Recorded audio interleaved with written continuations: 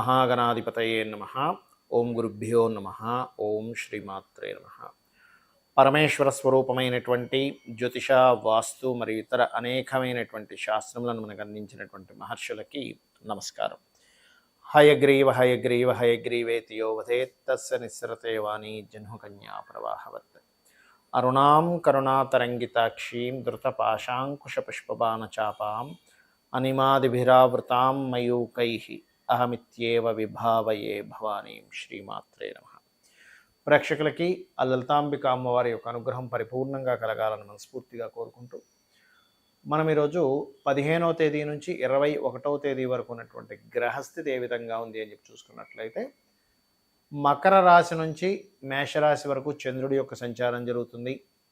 కుంభంలో వక్రించిన శని, మీనంలో రాహువు, మనకి అదేవిధంగా మిథున రాశిలో కుజుడు, సింహంలో ఉండేటువంటి రవి కన్యారాశిలో ఉండేటువంటి కేతువు దగ్గరికి 17వ తేదీ మారుతున్నాడు. కేతువు శుక్రుడు కన్యారాశిలో కలిసి ఉంటూ 19వ తేదీ శుక్రుడు ముందుకు వెళ్తున్నాడు. అదేవిధంగా బుధుడు కూడా ఆ స్థానాల్లో తిరుగుతూ, మరియు ఇక్కడ గమనించుకున్నట్లయితే ఈ యొక్క గురువు మనకి వృషభ రాశిలో ఉన్నాడు. గురువు కనుక చూసుకున్నట్లయితే ఈ కుజుడు మిథునంలో ఉంటూ శుక్రుడి మీద కేతువు మీద ప్రభావం చూపిస్తున్నాడు. దాని తర్వాత 17వ తేదీ నుంచి రవి మీద కూడా ప్రభావం చూపిస్తున్నాడు. దీనివల్ల దేశవ్యాప్తంగా ప్రపంచవ్యాప్తంగా కలిగేటువంటి ఫలితాలు, మరియు ఒక్కొక్క లగ్నం వారికి, ఒక్కొక్క రాశి వారికి ఎటువంటి మంచి ఫలితాలు జరగనున్నాయి, ఏ విషయాల పట్ల జాగ్రత్త వహించాలి, ఏ దేవతా ఆరాధన చేసుకోవాలి, ఇవి చెప్తుంది నేనైనప్పటికీ కూడా చెప్పిస్తుంది సాక్షాత్ లలిత అమ్మవారిగా భావిస్తూ ఒక్కొక్క లగ్నం లేదా ఒక్కొక్క రాశి గురించి తెలుసుకుందాం. కర్కాటక లగ్నము, కర్కాటక రాశి. ప్రత్యేకంగా మీరు ఈ వారం మొత్తము కూడా 16, 17 తేదీలు మీరు ఎట్టి పరిస్థితుల్లో షేర్ మార్కెటింగ్కి సంబంధించిన విషయాల్లో కొంత జాగ్రత్తగా ఉండండి. జల ప్రదేశాలకు వెళ్ళినప్పుడు కాస్త జాగ్రత్తగా ఉండాలి. అదేవిధంగా 18, 19 తేదీలు దూర ప్రాంతాలకు వెళ్ళడానికి చాలా అనుకూలమైనటువంటి స్థితులు ఉన్నాయి. మధ్యవర్తిత్వంగా ఉండి ధనాన్ని ఇప్పించేటువంటి విషయాల పట్ల కొంత జాగ్రత్తగా ఉండండి. 17వ తేదీ 19వ తేదీ తర్వాత నుంచి మీకు ప్రాపర్టీ మూలంగా రావాల్సిన ధనం అందేటువంటి యోగం చూపిస్తుంది, లేదా స్కాలర్షిప్స్ ఇట్లాంటి విషయాల్లో. బట్ ఏదేమైనప్పటికీ కూడా 3వ స్థానం అంటారు, అంటే కమ్యూనికేషన్ హౌస్, అన్నదమ్ములకు సంబంధించిన ఒక మధ్యవర్తిత్వంగా ఉండేటువంటి స్థానంలో రవికేతువులు ఉన్నారు. కాబట్టి ముఖ్యంగా మీరు గవర్నమెంట్ రిలేటెడ్ సంబంధించినటువంటి ఏవైతే లావాదేవీలు ఉంటాయో అటువంటి లావాదేవీలు చేసేటప్పుడు కానీ ఏదైనా ఒక పక్కాగా రాసుకోండి, పేపర్ మీద ఉండేలా చూసుకోండి. అది కూడా ఆ అగ్రిమెంట్స్ ఎలా ఉన్నాయంటే అనేటువంటి చూసుకోండి, కొన్ని గవర్నమెంట్ కాంట్రాక్ట్స్ తీసుకునేటప్పుడు కూడా. అలాగే మరొక విషయం ఏంటంటే, ఇక్కడ 4వ స్థానాధిపతి 4లోకి 19వ తేదీ నుంచి వస్తున్నాడు. కాబట్టి అక్కడి నుంచి మీకు గృహ వాహన యోగాలు బలంగా ఇస్తున్నాయి.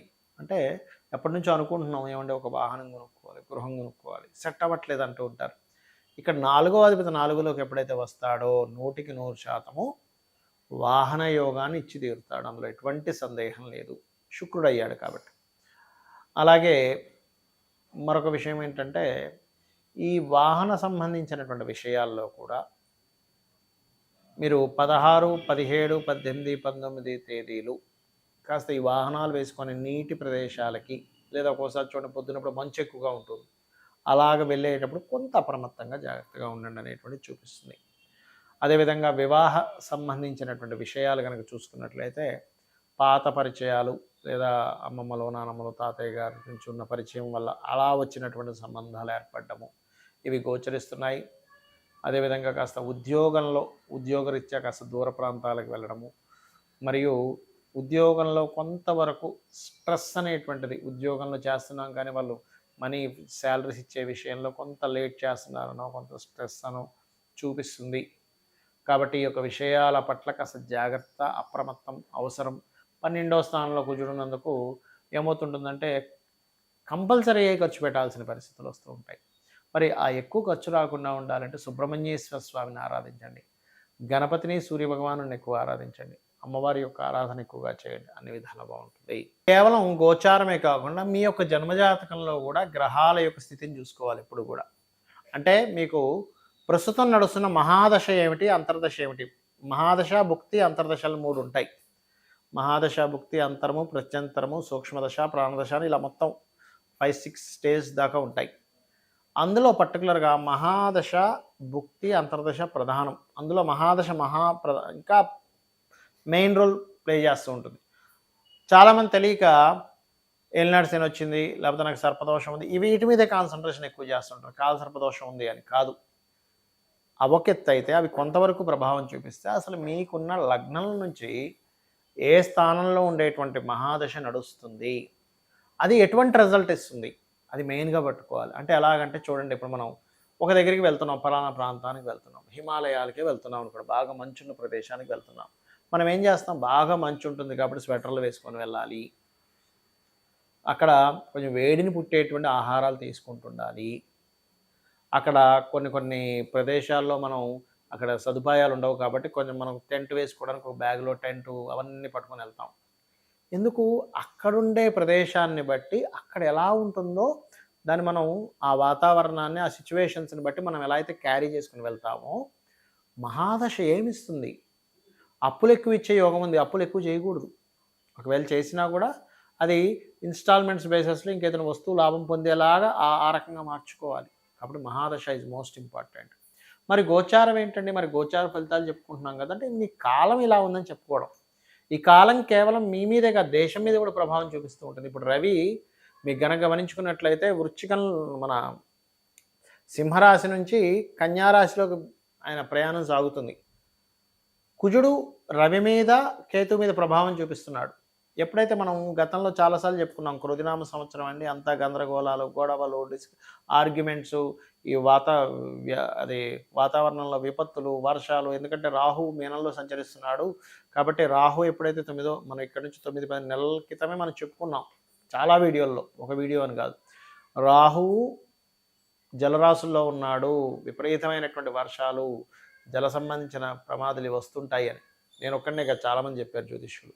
నేనేమంటానంటే ఇది గోచారం అనేటువంటిది దేశకాల మాన పరిస్థితుల మీద చూపిస్తూ ఉంటుంది. మీ యొక్క జన్మజాతకంలో ఉండే గ్రహాల మీద కూడా దీని ప్రభావం కొంత ఉంటుంది. కానీ దీనికంటే ముఖ్యంగా మీ పర్సనల్ చార్ట్. ఇప్పుడు రవి కన్యా తులరాశిలో ప్రయాణం జరుగుతుంది. దీనివల్ల ఏమిటి, అధికారులకి, రాజకీయ నాయకులకి, గవర్నమెంట్ ఎంప్లాయీస్కి వీళ్ళ మీద ఎఫెక్ట్ ఎక్కువ ఉంటూ ఉంటుంది. మన రాజకీయ సంబంధించిన విషయాల్లో వ్యతిరేకతలు పెరగడం, మార్పులు, రాజకీయ పరంగా అనేకమైనటువంటి మార్పులు. ఆరోగ్యానికి కారకుడు రవి ఈ 2 రాశుల్లో సంచారం జరుగుతుంది. అంటే ఏమిటి, మీరు ఈ 2 నెలలు ప్రజలందరూ కూడా కాస్త ఆరోగ్యపరమైనటువంటి విషయాలు చాలా కేర్గా ఉండాలి అనేటువంటి స్పష్టంగా గోచరిస్తుంది. మరి దీనికి ఏం చేయాలండి, మనకి రాశి నక్షత్రం ఏమీ తెలియదు, మనం ఏం చేయాలి అంటే ఒకటే చెప్తుంది శాస్త్రం, సూర్య ఆరాధన, గణపతి ఆరాధన. సరే, ఇప్పుడు జల సంబంధించినవి విపత్తులు వస్తాయనుకున్నాం, దుర్గానామస్మరణ చేసినట్లయితే ఆ జల సంబంధించిన విపత్తుల నుంచి బయటపడతారు. సూర్య ఆరాధన ఎవరైతే చేస్తారో, సూర్యుని ఎప్పుడైతే ఎవరైతే తలుచుకుంటారో, సూర్యుని ఎవరైతే బాగా ఆరాధన చేస్తూ ఉంటారో వాళ్ళకి అనారోగ్య సమస్యలు రావు. ఆరోగ్యం భాస్కరాదిత్యేది. అయితే ఇప్పుడున్న కండిషన్, సూర్యుడికి సంబంధించినటువంటి దానం ఇస్తే తొందరగా క్లియర్ అవుతుంది సమస్య అనేది. ఒక్కొక్క రవి ఒక్కొక్క స్థానాల్లో ఉన్నప్పుడు ఒక్కొక్క సంబంధించినటువంటి దాని మీద మనం సాధన చేస్తూ ఉండాలి. దానం ఇవ్వాలా, మంత్ర సాధన చేసుకోవాలా, హోమాన్ని చేసుకోవాలా అనేటువంటిది, లేదా తర్పణం వదులుతూ ఉండాలి. సూర్యభగవానుడికి అయితే మనం మామూలుగా గ్లాసులో నీళ్ళు తీసుకుని ఉదయం పొద్దున్నే చేస్తాం. దాంతోపాటు దానం ఇస్తూ ఉండాలి. ఆదివారం ముఖ్యంగా మీరు వీలైనంత మటుకు గోధుమ రవ్వ, ఉలవలు, కందులు ఈ 3 ఇస్తూ ఉండండి.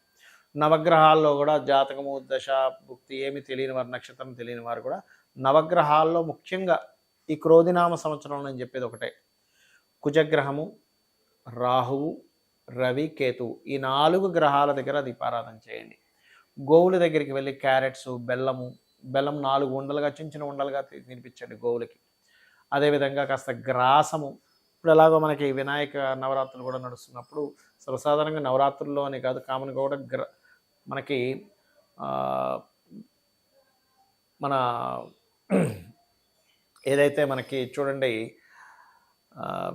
ఈ యొక్క దర్భ ఆసనం వేసుకొని ముఖ్యంగా గమనించుకున్నట్లయితే గణపతికి మనం ఈ నవరాత్రులు చేసేటువంటివి ఏవైతే ఉపచారాలు చేస్తూ ఉంటాం రకరకాల పత్రులతోని గరికతోని, ముఖ్యంగా శాస్త్రంలో గరికతో ఆరాధన మీకు ఉన్నటువంటి ఇబ్బందులన్నీ తగ్గిస్తుంది. యూనివర్సల్‌గా కూడా ఇప్పుడు కేతు ఎప్పుడైతే కన్యా రాశిలో సంచరిస్తున్నాడో మనం చెప్పుకున్నాం. కాబట్టి భూములకు సంబంధించిన విషయంలో కొంత ఫ్లక్చుయేషన్స్ ఏర్పడతాయి. ల్యాండ్ రిలేటెడ్ సంబంధించిన విషయంలో కొంత స్ట్రక్ అనేటువంటిది ఉంటుంది, ఆగుతుంటుంది అని. అదే రకంగా మనకు కనబడుతూ ఉంది. కాబట్టి ఏమిటి, ఎవరైనా ల్యాండ్ కొంటున్నారు, అది ఎంతవరకు గ్రోత్ ఉంటుంది, ఎంతవరకు తగ్గుతుంది అనేటువంటిది చూసుకోవాలి. అయితే ఫైనల్గా ఏంటంటే ఇప్పుడు ఉండేటువంటి కాలమాన పరంగా, గోచార గ్రహాల పరంగా ఈ రెమెడీస్ చేసుకుంటూ కాస్త గోసేవ చేసుకోవడము, నిత్యము ఏదో ఒక దేవత, మీ ఇష్టమైనటువంటి దేవత ఆరాధన చేసుకున్నట్లయితే ఖచ్చితంగా బాగుంటుంది.